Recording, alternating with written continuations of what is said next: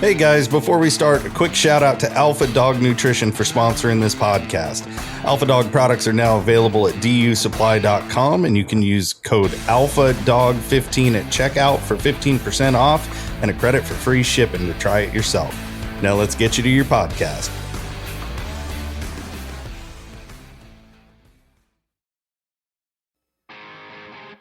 Welcome to my podcast, where we are going to talk about a lifestyle with dogs and throw in a few life lessons along the way. Whether you're a hound hunter, bird dog enthusiast, running setters, pointers, retrievers, or a flat-out running dog junkie, this podcast is for you. I am your host, Heath Hyatt, a certified law enforcement canine trainer with over 3 decades of personal and professional training and handling experience. It's time for me to pay it forward.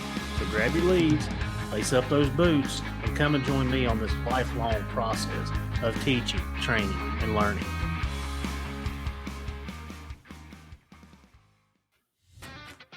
Are you looking to unlock your dog's full potential and give them the best nutrition possible for peak performance? Then look no further. Inukshuk has what you're looking for. Inukshuk's nutrient-dense formulas are crafted to keep your dog's energy high and performance top-notch. Packed with premium proteins and essential fats, Inukshuk delivers the balanced nutrition your dog needs to thrive. From hunting dogs to police canines, Inukshuk is trusted by professionals. Give your dog the power of peak performance with Inukshuk professional dog food. All right, so on the last podcast I said, guys, I don't know if I'm going to make it to Wisconsin or not. So, where do you think I'm at? Am I in the hospital? Am I at home? Am I sitting in the middle of nowhere, Wisconsin? No? Yeah? What do you think? All right, I am in Wisconsin, and I am sitting here with my gracious host, Ross. And we are three days in, right? 3 days in, yeah. 3 days in. And let me just lay it out here for you. So I jump in the truck Wednesday night. I got surgery Friday when I get back. Today is Sunday. So when I get back Friday, I got to have pre-op on Thursday, surgery on Friday. I'm going to be shut down for a couple weeks, I'm pretty sure. But it is what it is. But it worked out because the surgeon only does surgery every other Friday. So it worked out perfect. I'm still on my strict diet. I'm hungry all the time. I'm eating a little bit of nothing. We did have a good supper, though. Oh, it was real good. We had shrimp tacos. Could have gone without that last taco, probably. You talked me into it. So anyway, jumped in the truck. Now, listen, I'm old. I don't like to be up all night. I'm in bed by 9:30. Jumped in the truck at 6 o'clock, loaded the dogs up, headed north. My idea was I'm going to drive until I get tired, and then I'm going to pull over to the rest area or somewhere to the gas station, take me a nap. When I wake up, I'm going to drive till I get tired and repeat until I get there. Well, I got northbound, got into West Virginia, Ohio, and I'm like, I'd like to get through Chicago before daylight. And hit Chicago about 3 o'clock in the morning. And I just kept driving. And I didn't get the sleepy tired that we normally get. Like, you know how it is. You're falling asleep, your head's bobbing. So I told Chelsea, I said, you take a nap, you sleep. And if I get tired, then I'll let you drive and we'll swap seats. Well, she woke up on the other side of Chicago, and we never slowed down. So I get up here the next morning. Ross is like, golly, you drove all night. I was like, yeah, I did. So I got up here, got the dogs tied out, got them fed, got everybody situated, and we crashed for, how long did we sleep? 3-4 hours probably? Yeah. He was out doing chores, and we were sleeping. But the moral of the story is, we'll just break it down for you. Don't bring 2 2-year-olds and everything else that's under on a 16-hour trip with no experience. They're going to hurt your feelings. and they're going to hurt them bad. And you're going to come in like carrying your ego in your hand. You're going to come in, your fat lip out from pouting, and you'll be like, I need to sell everything I got, because that's where I was at yesterday. But it's been good. Like we've seen bear every day. Yeah. Every day, Yeah. even though my dogs have not participated in some of that. Ross, I hate to say this, but I'll give him man credit. His blue dogs are doing a fantastic job. And it hurts me to say that. Like, it hurt. But he did have a walker dog on his truck today, and I took a picture, and he didn't know it. Oh, no. So when he gets to hurt me too bad, I'm going to post a picture of that walker dog in his truck. Incriminating evidence. That's right. So, Russ, let's talk real quick about dog food. Then we'll get into our hunt, and then we'll get into the conversation that you and I had on Friday night. Oh, yeah, on the way, Yep. way of the rodeo. Yeah, guys, if you want to be an American, and we talked about this on the way home, if you are a proud American and you want to feel the American pride, you need to go to a rodeo. For sure. Like, you come out of there, like, beaming. Yep. We talked about that on the way home. Like, you want to kick dirt in people's face and throw the flag up and carry it. And, we went to the rodeo. It was phenomenal. My family kind of runs some of the rodeo circuit, the smaller circuit. So I get to go every once in a while. And, I grew up on horses, even though I don't own them now. I own hounds instead. I can't afford both. And, it's kind of been a way of life for me, but it's always like a good reminder. And it's very refreshing with some of the other stuff you see on the news, and it's very refreshing. And I think it's great having young kids to expose them to that, real life. Yeah, patriotism, and we're all on the same side. Yeah, the announcer done a fantastic job. Like he did a fantastic job. Before we got started, they honored all the veterans and had them stand up, and he told the kids, look around. This is why you're here. And like I said, you had I don't know what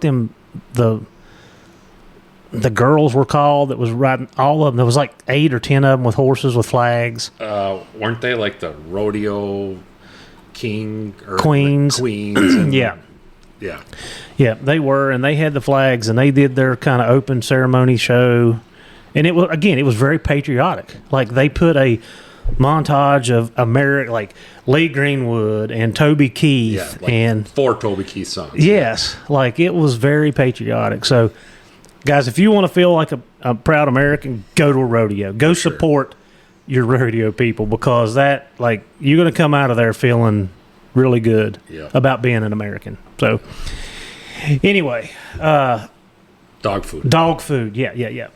So, Ross, you and I both feed Inukshuk. People's heard me preach on it, harp on it.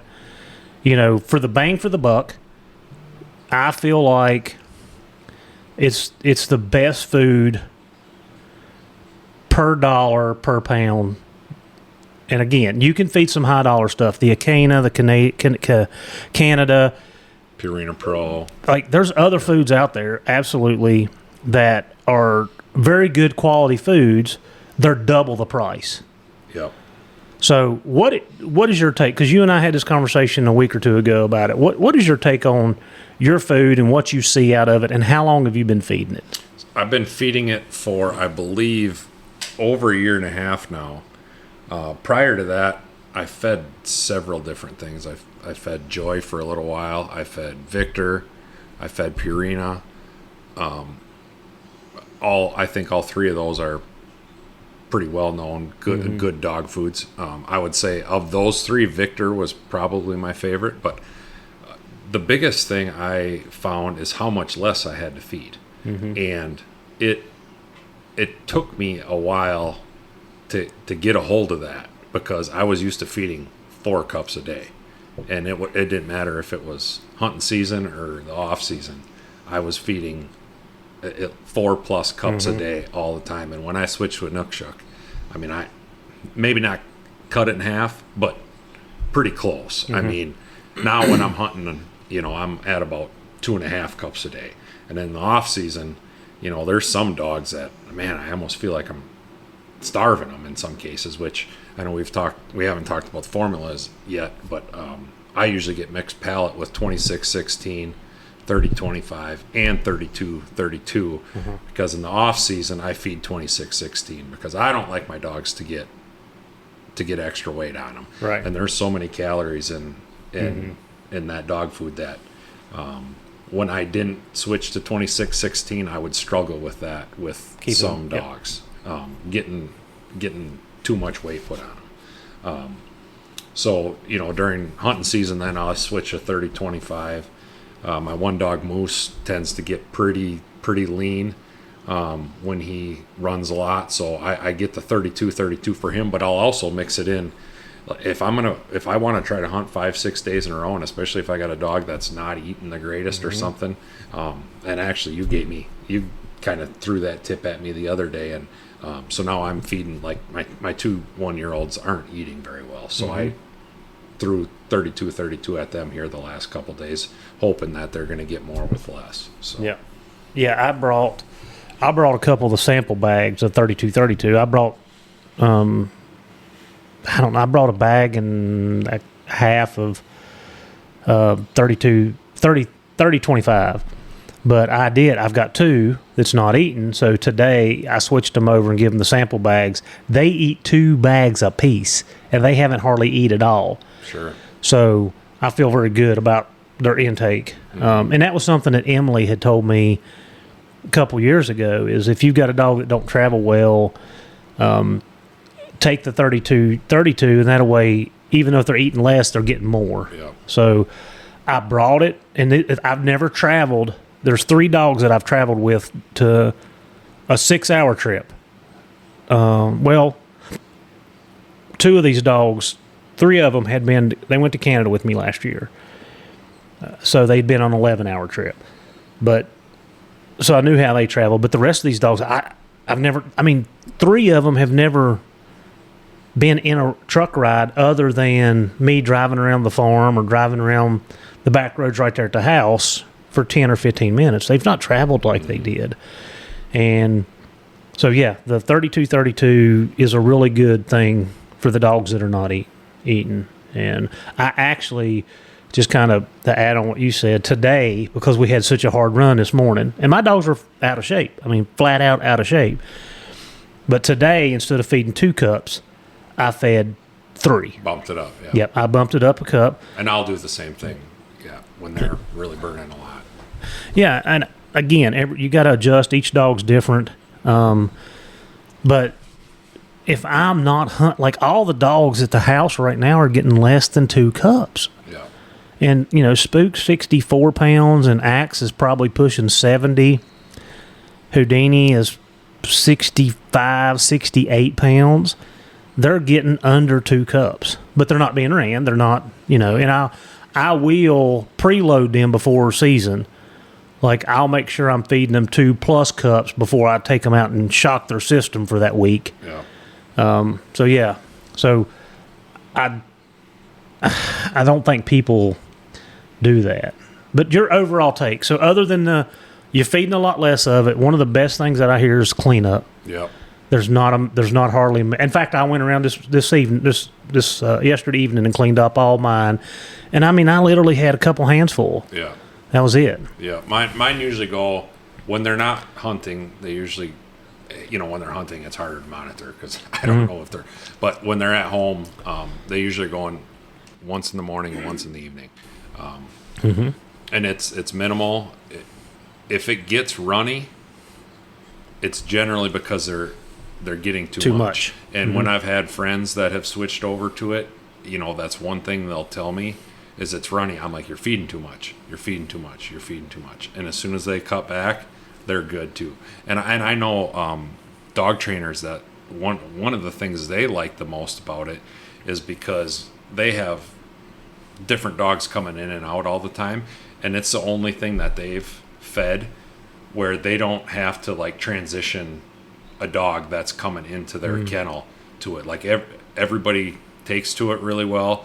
If you go to switch foods on a dog, generally you want to stretch that out a couple weeks probably just to ease their stomach into it. And these 2 trainers that I know in particular have had really good luck with getting getting a dog in and feeding them, going right to Inukshuk and not having any issues. And I think something else we ought to bring up, because I'm looking at Jade and Jewel laying here on the sofa. So you're not only feeding it to your hounds, but you're feeding it to your high-powered bird dogs. For sure, yeah. I mean, those things were out, especially Jewel. Yeah. Was nuts. Out in the lake today, swimming around. I mean, like, she went halfway across the lake, and then she was back, and then she was back on the dock, and she was back in the lake. Like, she did this for, 30, 40 minutes? At least. And, I mean, just swimming in circles out there, and the energy. And that's why I brought that up, because me and your dad was sitting up on the porch, and we were talking, and she come up the boat ramp, and she come through the woods, and I mean, I'm like, how is she not tired? And then right back in the water and right back at it again. And that's when you were really hollering at her to come back. Yeah. So, not only the energy levels, but you're feeding it to two different sets of hunting dogs that perform different tasks. And, I mean, those dogs look like really good. Like, they look like what a dog should look like in shape. And I don't know what you've done with them, prior to this week, but I mean, they're very in shape. Yeah, and Jade's a dog, like, she's not getting much right now. She's probably getting a cup to a cup and a half a day because she starts to pack it on. Right now is their off season. I mean, I'm usually pretty good about exercising them all the time, but man, when I'm up here, you've been here for 3 days now, and they haven't hardly got off the couch other than today when we went over by the water and they swam. So I really slack off on their exercise this time of year. So I really got to cut her back or she starts to pack it on. Yeah. It's good stuff. I don't plan on does and I was going to ask you earlier, because when we were coming away from the tree today, one of the dogs, done the number 2 right there, and it was not an Inukshuk. I don't know what it was. I'm the only one that feeds it. You're the only one in your group. Yeah. Okay. Well, I wondered, because I was like, that's not an Inukshuk. I mean, although it's for the quality of dog food it's in my opinion rather inexpensive. There's still a lot cheaper routes if you want to, if you want to go that way when it comes to like the rebag stuff, or these dealers that get the stuff that's not quite expired, but with that stuff you're not getting the same food every time. Like every time you need food, you're up at the mercy of what they have on hand. So those dogs are always switching, changing, and you can get some pretty good quality dog foods that way, but you never know if you're going to get the same thing all the time. Yeah.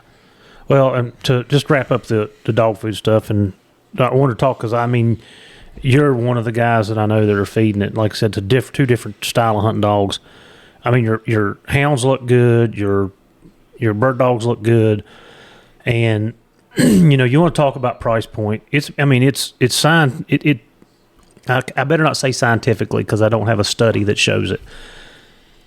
You are better off feeding a high quality dog food in the long run, monetary wise, which means money, than buying some of the cheaper stuff. You're feeding less, you're getting more quality. I've said it 1,000 times. Olympic athletes are not eating McDonald's. No. They're not doing it. And that's how you should look at your hounds. If you can, and I've been in a situation where I fed what I could afford. I did. And now I'm glad that I can do a little better. And if you can do better, you should, because your dogs they'll shine. Like they'll do better. They're more energized.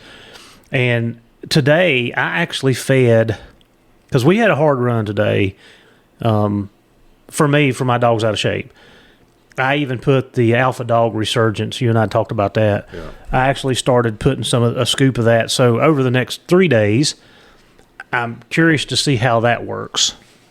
I've went away from some of the stuff that I typically use just to try and see if this is actually doing better. And I don't know, if you're using it, I'll ask you this question. So I watered, and we watered before we went to your dad's. And when I come back, I watered again, because I'm only using the 5-quart bowls. I don't have 5-gallon buckets out for everybody because they're out on my tie outs. Yeah. But when I filled everybody's bowl up, they drank it again. They drank it dry. When you're using that resurgent, are you seeing the water intake go up? So how I feed is I sprinkle it on their food and then float their food. So I guess the way I do it, it's hard for me to monitor their intake because they've got a certain amount of water in their food. And like Moose, I could put 5 gallons of water in his food and he would drink all 5 gallons of water to get that food. With Izzy, I got to be really careful with her. If I put too much water in her food, she just dumps it over, and then just picks the food off the ground because she don't want to sort through all that water or drink up all that water to get to it. Right. So I'm not very good at monitoring the water intake, to be honest with you. I mean, when we get them off a run, put them in the truck after catching them off a run, I dump a bunch of water in a bucket and walk around and let them drink. Some dogs, Moose drinks a lot, and my puppies right now aren't. It's almost like they're never thirsty, but I'm sure they're probably just not burning it the same as he is. But right, yeah, I did notice that, and maybe I've not been consistent the last couple of days giving them water like I have been today. But I did notice that, like, I've already watered them 3 times today, and when I put them up tonight, they won't get water until in the morning. But yeah, I don't know. I'm going to keep an eye on that tomorrow, the next couple of times, and then when I'm not feeding it at home, seeing if that's a change. But it is, like, they've got water buckets at home. Yeah, I know how much each dog drinks. Like, Spook drinks a lot of water. Sassy, she barely touches her water. It's like, are you drinking any water at all? So, I mean, the dogs are different. But I did pay attention to that today. Like, I filled their water bowls up 3 times today, and I haven't been doing that. But I added that to the equation, so I don't know. Yeah. I don't know. All right, well, let's roll into let's talk a little bit about the hunt. I'll just tell you about because yesterday I was ready to jump off a cliff, but again, you and I talked about it. I'm hauling dogs that have not been hauled. No excuses. I'm just laying the groundwork because your dog should perform. But I brought several dogs that have never done anything, and just getting them out walking through the woods like we have is a start. That's typically what I would do at home. And then, some of my 1.5-year-old dogs have not performed like I felt like they should. And my 2-year-olds have been all over the place.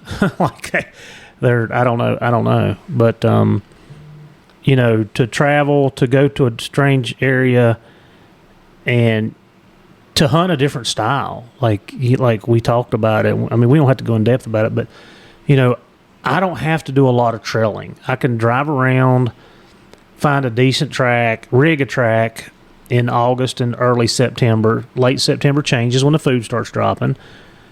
And you guys are trailing. Like, y'all are trailing, and I feel lost. Like, to be... And my dogs have never done it. And then when I put my dogs with yours, we... where was we going? Oh, we went to the muskie shop yesterday. And Chelsea's like, you just need to calm down. Like, you just need to chill out. And I'm like, what do you mean? And she's like, your dogs have never been asked to do this, and they're not going to do it in the first day. And I told you last night, I think it would take me 2 years to get in the direction that you're in with what you're doing. And so, yeah, you just kind of, sometimes you got to smack yourself in the back of the head and say, wow, this is different, Well, like the old saying goes, you can't put a round peg through a square hole, at least not without a bunch of work. And it's kind of the same thing. I mean, if I bring my dogs to your place and hunt with you where we're rigging all the time, I'm probably going to be sitting in the same spot you are right now, because that's just not the style, not the style of dogs I have, not the way I hunt. So it would take some transitioning to that. And we talked about, like, I can't expect miracles, even though I expected a little more than what I've got. I mean, your dogs, I feel like mine suitcased with yours yesterday Moose and Willow. And then yours crossed the river, and mine didn't want no part of that. And they just turned around and come back. And that was probably, an hour into trailing? Oh, yeah, it was a long trail. It was a long time. And they stayed longer than I thought. But again, I feel like they were suitcasing because yours were picking and picking and picking and picking. And they were opening enough to keep them, okay, what are they doing? Okay, what are they doing? There, yeah. And then, like I said, once we got to they got to that spot, they made a lose, and yours went on like that. Mine just turned around and come back. And I don't like that. I don't like it. It's hard. Yeah. I don't like it. But it is what it is. So yeah.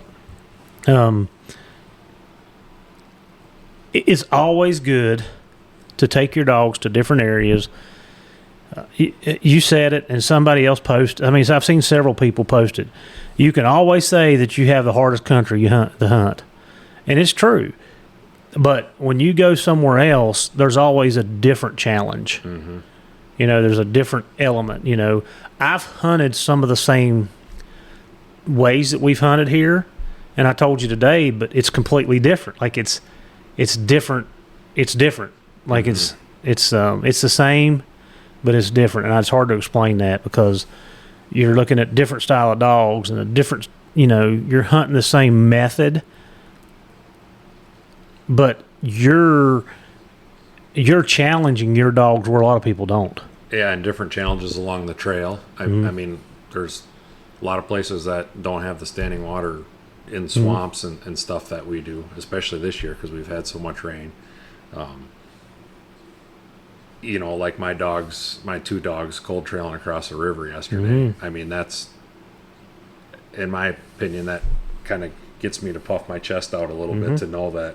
It makes me feel good to know that I have dogs that are capable and willing of doing that. The rivers where they were is probably 200 yards, which doesn't seem like a long ways, but when it's a fast water, that's kind of like white water there. I don't know if you noticed, but when they hit the river, where they come out on the other side, they were down probably 60 yards down from where they started, which tells you there's a good current there. And it just, there's a lot of dogs that aren't going to do that, and I feel fortunate to determination, like the will and drive and the determination to stay after it, regardless, has been very impressive. Like, I'm going to stay, I'm going to stay, I'm going to stay, and I'm sure there's a lot of dogs out there like that. I'm sure there are. I don't have the only ones. I know that, but from what I've seen and in the last 5 or 10 years that I've done, I mean they did a good job. I mean, you can't ask any dogs to do any better than that. Like, you can't. And like I said, mine got to that mess up right before they dropped off into the river, and they were like, we've been doing this an hour, Dad, and I'm not running nothing, so I'm out of here. And again, like I don't care where I go, I don't care where I'm at, I don't care who I'm hunting with. I want my dogs to stay with who I'm going with, and I got a lot of work to do. But again, 2-year-olds and under, a long trip. What was I thinking? Like I think I should have just said, punish yourself. Yeah, let's take all these dogs that don't know nothing and drive them 16 hours and drop them behind some dogs that are really, really good. Because that's what that's what I've done. So yeah, well, it was better today. We still got 2 more days, and yeah. So hopefully we can have some fun the next couple of days. We will. Like I said, we've seen a bear or two every day. Yeah. I mean, you can't. That was a big one the first day too. Yeah, that was a nice bear. And hey, we got to disagree on this. Ross like, I don't want to run no big bear. I'm like, the bigger, the fatter, the slower, the better for me. Like, put me on it. So, we turned loose, and we knew a big bear had been there, but a small one had come in later, and we ended up on a big bear. Yeah, I don't know how it happened. But they did. They did, and they had it bayed for a little while, and got it in a tree for a little while, and then it broke. And as soon as y'all got your dogs tied up and moved, it was gone. Like, it gone. Like, you come down that tree, and yeah. So, and today, the same thing today. Y'all hadn't got the dogs pulled back. Yeah, that one bailed quick today too, which was kind of surprising because it looked fairly comfortable up in that crotch. It did. That big one, that big one on Friday. I'm like, yeah, that He was looking around. he's like, I'm ready to get out of here. Yeah. I don't think he wanted to be in a church. No.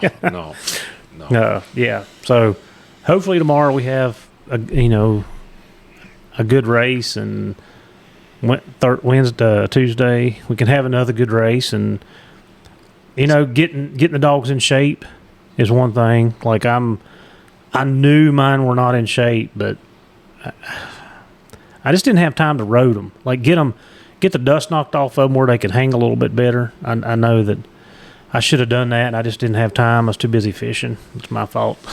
So, but yeah, got some. I also think though that taking your dogs out of their comfort zone and challenging them, like, yeah, you've been frustrated, and I believe even if you don't necessarily see the results of that in the next 2 days that we're hunting here, I think you're still making a better dog when you go home. I see that with bird dogs when it comes to this testing and stuff. We always want to be taking those bird dogs to new places, because just because they're going to do one thing one place doesn't mean they're going to do it at a different place. And the more places you can take a dog and them have success in those places, they're building confidence that's going to carry over even at home. And I think it gives you a more well-rounded dog in the end too. And I mean, even like you had that one dog that you said was all strung out on the way here. You probably haven't seen that out of her in the last couple days since you got here, really. As far as her being that stressed out, to me it looks like she settled in really well. Yeah. So I'll go back and just kind of preface what Ross is talking about. So I got they're 10 months old. I've got 2 litter mates, sisters, and now again I've practiced my loading. Guys know how I feel about it. I've done my loading regiment. I've drove them around the dirt roads there at the house, a couple miles here and there, and I've loaded them, brought them back, fed them in the box. They're comfortable, right? So we load them up, whatever evening it was, Wednesday evening, and it was 6:30. It was 7. It was 1:00. We stopped at a Love's. And guys, if y'all were traveling, the Love's truck stops now have the doggy parks, whatever. I'm not a big proponent of that, I'll tell you. And me and Ross talked about it this evening. I don't know whose dogs has been in there. I don't know what shots they've had. I don't know. I don't want kennel cough. I don't want parvo and everything else. But at that point in time, I needed to get my dogs out. I didn't want to put my tie. I didn't want to have to get my tie out and put it up, tie everybody out, and give them a 30-minute break and then put it up. So it was 1:30 when we got everybody out and we put them in the dog park. I was the only one there at 1:30 in the morning. So when I opened the dog box for the puppies, the 10-month-old, and I got 2-year-olds, a 10-month-old, and 2 10-months-old, and an 8-month-old. And the 8-month-old, the 2 10-months-old know nothing. And I mean, when I say nothing, I mean nothing. The 2-year-olds have had, one of them's been out 5 times, the other one's been out 3 times. So that's the experience you're looking at in that side of the box. Well, I opened the box, and I'm getting dogs out and handing to Chelsea, and she's putting them in the pen.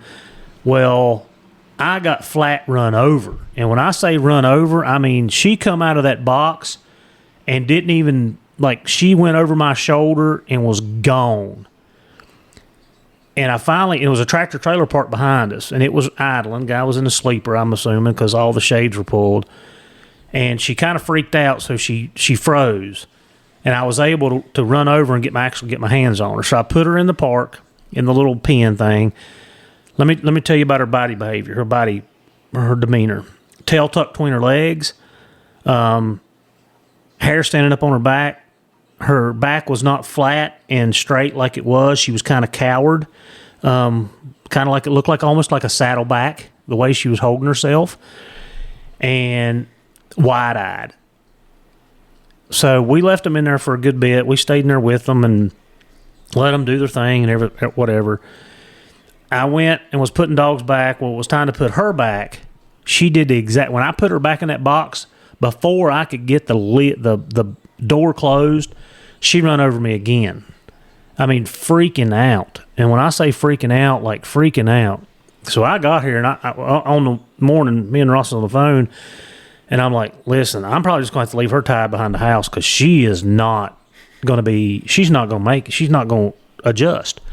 And she's adjusted really well. This morning, she jumped up in the dog box ready to go, and I'm like, okay. So big progression over her in the last 3 days. So yeah, and that doesn't even have anything to do with hunting, but it will all, that's all good stuff. I mean, that's all good stuff, and confidence is huge in these dogs, and the more you can build their confidence up, and next time I would venture to guess on the way home you're not going to have the same issues you had on the way up here with her. She might be freaked out a little bit, but I bet you there's significant progress. Well, and just like we said, let's just say that we're not able to, and we've already done a little bit, but let's just say, the only thing that I was able to do is haul them up here, have them on the tie out, and you guys know I tie my dogs out. That's how I start them on the lead. Put them on the tie out, be in a different environment, different place. I put my dogs up every night. I put them all in the box. They stay in the box at night. We let them out in the morning, clean them out, put the collars on them back in the box. She's spending a lot of time in this box, and it's helping the young dogs understand that the box is not a punishment. Like, if I'm in this thing, we get to go out in the woods and play. So that's been the trip has been good especially for stuff like that for me. Like being able to expose them, like you said, to different things, different environments. I'll probably never make a trip over 16 hours unless we get to go to New Mexico. But it's good for her, and she's definitely settled and made progress, which is going to segue into what we really wanted to talk about for the next 20-25 minutes is timing of corrections and how fixing one problem can cause another. Because we talked about this on the way. How did we even get on that topic? I don't know. We've been talking about dogs for 3 days, though, Yeah. so who knows? Yeah. It's all been one giant segue from one thing to another. Yeah, but we were talking about, sometimes you can correct a problem that actually causes another problem. And the timing of your correction, let's just use example for today with your pups. Put them on a bear crossing the road. They ran really good. The bear crossed the road a couple more times, and you ended up catching them. We caught several dogs. And you said, I'm going to pull up. They're barking in the box. I'm going to pull up so they don't bother anything. And you're like, I'm not correcting it right now because they want to go. I don't want to diminish. I hate to say this because there are ways to fix it, but you did not want to correct them when everything's going in the right direction. Correct, yep. So I think I said there'll be a time and a place for that correction, and it's not today. Yeah, it's not today. Yeah. So we talk about those things, and I'll kind of lay out another example that maybe people can actually put into place. And I've talked about it before. Let's just talk about trash breaking. I'm not going to trash break my dogs off of deer. Let's just use deer. I'm going to trash break my dog off deer before I ever put them on the game that I want them to run, no matter what it is, bear, coyote, lions, bobcats, whatever. If I break them off a deer to start with, then they're going to be a lot harder to get on the game that I want them to run because they're getting a message. This is a no odor. It's running. My prey drive kicks in. I want to chase it. But then Dad tells me I can't chase it. So when then you dump him out on a bear and they stand at the truck or they run in the woods and they run right back and you're like, well, what's the problem? Well, you done all the damage already. Mm-hmm. And it's going to take you longer to fix that correction that you did. In your mind, you're doing the right thing. But in the long run, you're causing another month and a half of training to get the dog comfortable and letting it know that it's okay to take this odor. Mm-hmm. But the first odor you put him on, you shocked him off of it or you corrected him off of it, then I'm just not running odors because it's a bad thing. Yeah. And this is a word that I know the last podcast I was on with you that I use, and I use it all the time, is association. When you make a correction, you got to make sure the dog is getting the right association for what that correction is. And the situation you just talked about, that dog doesn't know if that correction is associated with that odor or him running away from you or whatever it is. So you got to make sure that prey drive is built up enough on the target species before you start limiting the off odor and the association to that. Another situation I think we talked about in the truck is like a week or so ago, my pups just really started to go good on track, and we're barking and really getting into it. And I'm really big on my dogs handling for me. If I call their name, I expect they should come. And I wanted to catch a couple dogs off a crossing, one of them being a pup. And I told my daughter that was with me, I'm like, grab the older dogs first, because that puppy, it's not going to be hard for me to catch it. So we grabbed the older dogs, and the puppy got by us, and I started yelling for her, and she just threw up both middle fingers and just kept screaming right along on the track. Now, if that would have been an older dog that blew me off like that and didn't listen to me, I would have given him a correction and been like, I know you want to keep going, but Dad's telling you back to the truck. But with this puppy, like, that's not a battle I'm wanting to fight right now. I've been trying to build her drive up and get her going good on track. And right now, if I give her a correction for not listening to me, it's possible she's going to get the wrong association and associate it with that odor or barking or something. And that's just not a battle I wanted to pick at that time. You know, after in 2-3 weeks when she's really cranking, keep doing like she is now. Okay, now maybe I can start to work on that type of situation.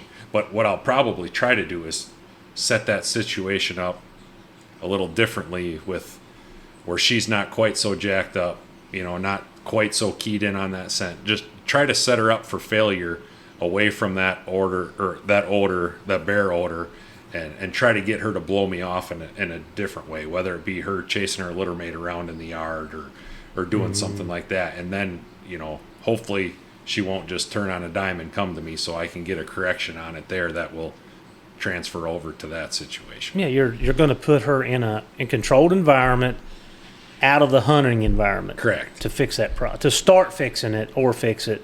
That way, when you put her in the hunting environment, she knows. She's been there. Done just that, like today, like my Bishop dog.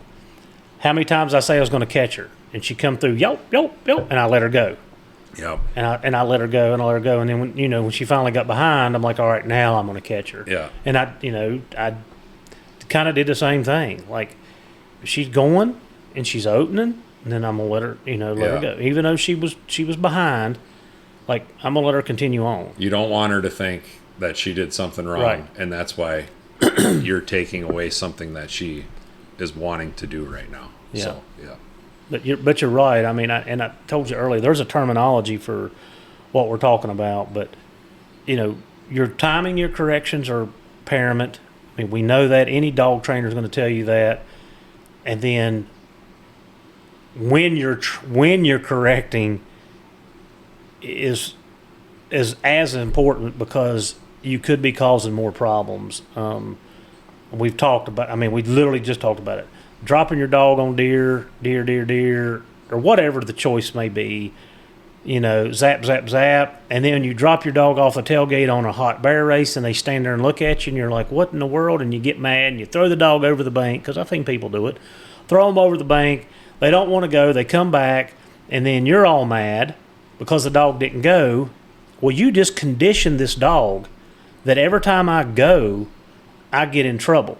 So therefore, it's safer at the truck than it is chasing. Even though I know this is a great odor, but the correction overtakes the sense to chase. Mm-hmm. So, I mean, I've seen it. I mean, we've all seen that happen. I mean, that's just a very simple, normal example that everybody can associate with. Like, everybody's seen people do that. And I've did it, like, on the bee litter. I talked about it when Jerry Barker was in hunting with me. A couple of my Bronx and Bridger Briggs had been on enough bear to know that they can run a bear, and I started working on them on deer. But I was working on Bridger at the same time, and Bridger had not been on the same amount of bear that they had been on, and it set him back. But as soon as I recognized this, I stopped. And again, they take off on off game. I'll catch them up. I'll make sure that I'm very careful and put them on the right game. And then once they get that scent picture and this is okay, then I'll start working on it again. And that's exactly what I did to clean that up. So, and I'm still not I mean, I'm pretty sure that lady run a coyote the other morning on you. I mean, I'm sure of it. So, I mean, it's just, pick and choose. Here's a good example for you. I had a dog named Prince. He would run a coyote on me every once in a while. So I'm like, well, I'm going to find a coyote track, put him on a leash, walk him up to that coyote track, let him stick his nose in it, fry him. I see where this is going. Did that a couple times. Guess what I broke him from? Leading? Out of the truck, especially. Yeah. Mm-hmm. If you put him on a leash and got him out of the truck, he would just squat down and start pissing. Mm-hmm. Yep. Because that's the association. Yeah. Lead in hand, Dad's leading me down the road, I'm in trouble. Yep. Yep. And the smarter dogs, like some dogs are hard-headed and you can do it and it don't bother them. Nope, correct. And your smarter dogs that pick up quick and your more intelligent dogs, it don't take one or two times and they're done. Yep. My first bird dog, if I wasn't fair or she wasn't sure what the correction was for, we were done. Like, she's like, screw you then. I'm just gonna walk next to you. I'm done. I ain't playing this game. Well, and you made a really good point right there. The dog has to understand what the punishment is for. It can't be a multi-task, and we talk about this. It can't be, all right, I'm correcting the dog for X, Y, and Z. No. I'm correcting the dog for standing crooked. Mm-hmm. It can't be for standing crooked, lifting a leg, and barking. Mm-hmm. Because I'm doing three things, and the dog has no clue what I'm getting corrected for. You got to fix one first. Right. And then if there's barking, then you fix that. And then if there's lifting a leg, then you fix that. Right. You have to single them out and separate them. And that's the same purpose that goes into training. You train one task at a time, then you can start adding those tasks to make a complex task. Or a I use it in my building searches. For my building searches, I've got to do like 10 different things. I've got to have the dog come to the threshold. I got to have him down in a calm manner. I've got to give announcements, and that announcement sets him up. He already knows the context. Like, if Dad's yelling, show me your hands, come out and show me your hands. Like, I'm going to bite somebody. He knows, and that's exciting for him. He's got to stay calm. And then I'm going to give a couple announcements. I'm going to make him wait, and then I'm going to send him in on a search. He goes in, he searches the area, he finds the odor, and then he has to alert to the odor, which means bark and hold. And then most of the time people's not coming out, so Dad's going to do a recall. He's going to call me back to where he's at. I don't want to go back. I want to stay here to the closet door because I know this person's going to step out of the closet door and they're going to get bit. So I'm asking that dog to do like 10 things. And I have to train it in sequence. I have to do step by step by step. And when I'm correcting it, I have to pick out and do it in step by step by step. It's the same purpose. So training in sequence and correcting well, let's not say that. How do you not sequence? I'm training in steps, and I'm also going to correct in steps. Yeah. If you have an issue when you have that whole sequence put together, if you have an issue throughout that sequence, you have to go backwards and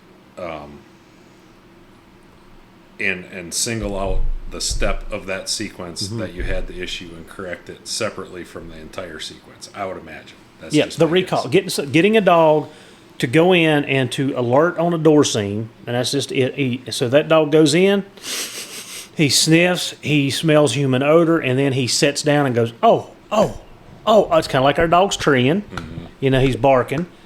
And then I've got to call him back through a warehouse to come back. but I have to leave the odor to go back to Dad. The Dad just sent me to get to find the odor, but Dad's calling me back to the odor. So there is a conflict there. And training that is hard. And then correcting the dog, you can't correct the dog in odor to bring him back, because then you just said, this is a no-no. Mm-hmm. So I guess that would send a clear picture to what we're talking about. Like, I have to take him out of the search mode and the odor mode, and I go back and work on my recall. Yeah. I take him out of that complete picture and start working on my recall, make sure my recall's solid. And then I go back to the search mode, dog finds odor, I recall, and when that dog gets back to me, he gets just as big as award. So this is a quick fix, and I'm just kind of playing this out so everybody has a concept of what we're talking about. I put a decoy standing behind me in the door. So when the dog comes back to me and he sees decoy, he's like, oh, I get to play here too. Boom. Smashes the decoy. We play. Good. Los, let go. Let's go do it again. And this time I send the dog there. I call him back halfway and I down him. And then I have the decoy step out of the door and he goes back and smashes the decoy. So now he's like, it don't matter. If I go back to Dad, I get to play. If I stay here, I get to play. So that's kind of what we're talking about. Like, you have to figure these things out, and there's always a way, and there's always people that know and that can help put things in motion. But if you correct one thing, a lot of times we see that people are causing other issues that they don't even know they're causing. But sometimes that's necessary, is to cause other issues. But you just got to realize the consequences and then have a plan for fixing that as well. Like, I think another thing we talked about in the truck is with bird dogs. I told you when I break a dog, that dog stands on point. I walk up, flush the bird, shoot the bird falls. I send the dog on a retrieve. Well, that's two completely different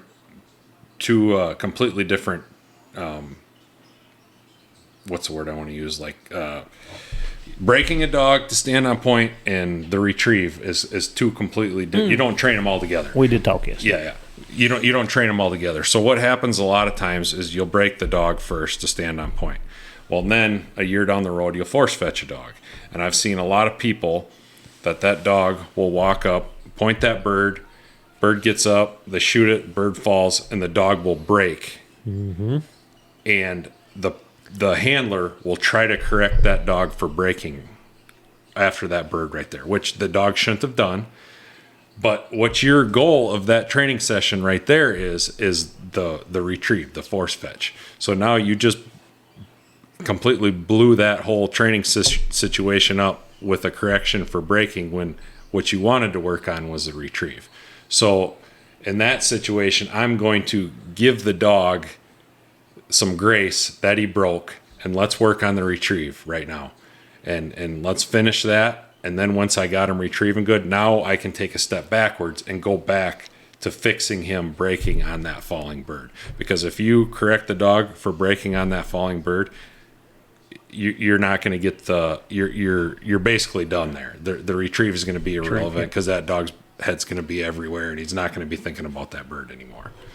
Yep. So I'm basically singling out that specific fetch and not worrying about anything else other than that at that point. And then once I got that shored up, then I can go back and create the problem or fix the problems that I just created, knowing that the dog already has the understanding of what he should do. So that should be an easier problem to fix than if I were to correct that dog and he might think that he's getting in trouble for getting the bird when he's not getting in trouble for getting the bird. He's getting in trouble because he left. Right. But you take him out of that environment to fix that. Yeah. Yeah. And, again, I think some of the stuff that I've learned on the law enforcement side, breaking things down like that, simplifying it, doing, taking the dog out of the hunting environment to fix problems, like it saves you problems down. I mean, it shortens your problems, it saves your problems, and it helps you understand like your behaviors. Like if I do this, I'm going to get this. That's like just what you're saying. If I correct on a retrieve, my dog's done retrieving. He's not going to go get it. So I can't correct on retrieve. I've got to steady up my stay or whoa or whatever y'all call it. Whoa. Yeah, whoa. Yeah. Yeah. So I've got to steady that up, and I can do that outside, away from the retrieve. I can start adding distractions, and I can start adding, like you said, adding another dog into it or whatever. So, sometimes I think people get in a hurry, and we want that done immediately. Well, a correction that you get in the field is going to, if the dog gets the right association, that may be the last time you ever have to do it. If you're lucky and that dog gets the right association, because it's probably going to last longer and it's a lot shorter process from A to Z than it is, taking them away from that environment and try to transition that stuff. But in my opinion, the risk is not worth it, because if you're extremely lucky, that correction will hit where it was supposed to be. But that's probably 1 in a million, and the risk is just not worth the reward, because the consequences of that could ruin a dog, or at least years of fixing it. Well, I've seen it. Like, I've done it. I've been there. I've applied something as we're talking, and it's taken me months to fix. And if I didn't know better, like I do now, I would have never fixed. I wouldn't have had the patience to wait out my mistake. Yeah. I would have blamed the dog. The dog's horrible. The dog, it's not worth a nickel. And kind of how I felt with mine yesterday. I want to sell them all. I couldn't have sold them. I'd have a giveaway. They'd send them down at the thrift store. 5 a dime, baby. But no, like, you have to understand that sometimes if you cause these problems, it's going to take a little longer. Like, something that I do in the wrong moment, the wrong time, in 5 seconds of frustration or anger can take me months to fix, or to get headed back in the right direction if it's bad enough. Yeah. So, all right. Well, let's wrap this up. So we got 2 more days, and it's supposed to be hotter tomorrow. We had a good morning this morning. I think tomorrow morning, I think it's going to be pretty nice tomorrow morning. But as the day goes on, it's supposed to get pretty hot tomorrow, and I think Tuesday morning it looks like it's going to be a little warmer hot and muggy. But hopefully by then we got pretty worn out dogs, and we'll be looking for a. Mine's getting. I'm telling you, like mine's out of shape, and they don't look fat. Yeah. But they're not in running condition. They're not in running condition. I've been my 3 main dogs. Generally, I run everybody at the same time, but with you here, knowing that you're going to be here and hunt 5 days, I've been, just putting 2 of the 3 out at a time, trying to save one of them a little bit. And I think that's been working pretty good. You'd think Moose would be getting tired because I put him out every day, but he's still an idiot outside. He don't look it. He don't seem like it. Yeah. Well, I'm riding your shirt tails tomorrow. I'm gonna take the bee litter and put them in y'all's back pocket and see if I can get them stepping a little bit further than what I'm getting out of them. So, yeah. Well, I'm looking forward to it. And Ross, I can't. I've enjoyed, like, I've got to go to the muskie shop. I got to go to a famous river, Muskie River, today. Sitting at your dad's place on the back porch was phenomenal. I'm going to St. Croix Rods tomorrow, taking a tour of the factory after we get done hunting. Like, this has been phenomenal, and I'm Getting your money's worth on this trip. I'm very appreciative of you letting us come up and hunt and tag along and see new country, challenge the dogs, and just all the stuff that I've got to do. I'm gracious. Thank you. Well, yeah, it's been fun having you guys. I'm glad you could make it, and glad we're seeing a few, and hopefully we have 2 more good days ahead of us. I'm sure we will. Well, I'm going to St. Croix tomorrow, so it'll be good regardless. I may not catch a bear. You might, but it'll be good. So, all right. Well, we'll catch you guys on next Wednesday with What's Up Wednesday. See you then.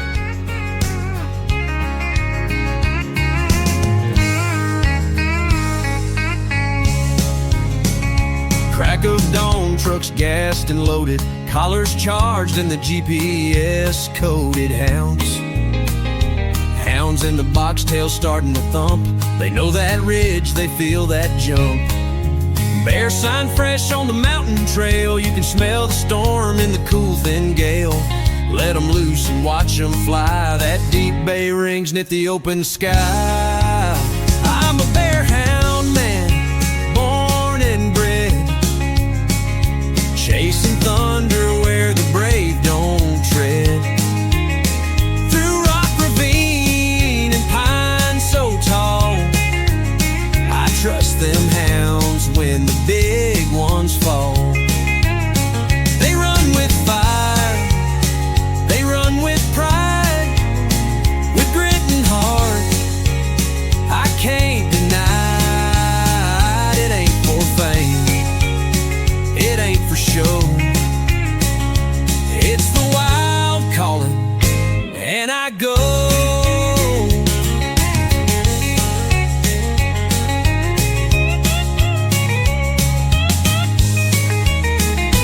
Paws hit dirt where the claw marks stay.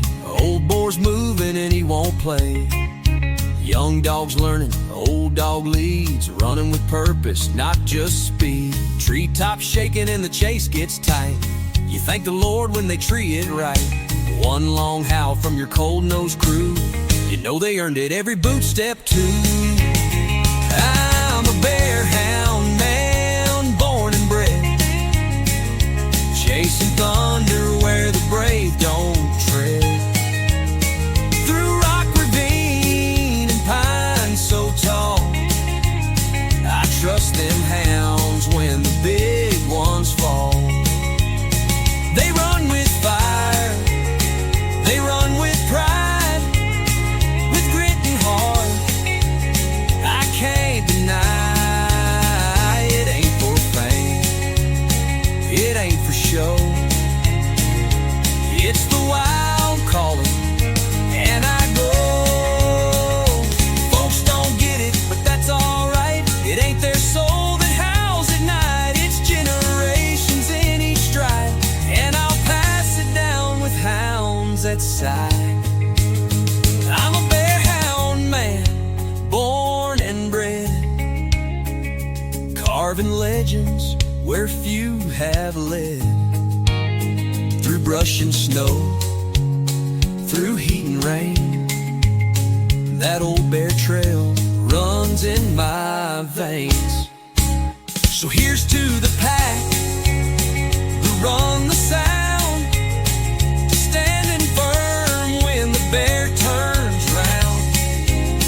We live out loud, we live full grown, in the high wild woods, we're home. Yeah, we're home, where the black bear runs and the hound dogs roam. I'm a bear hound.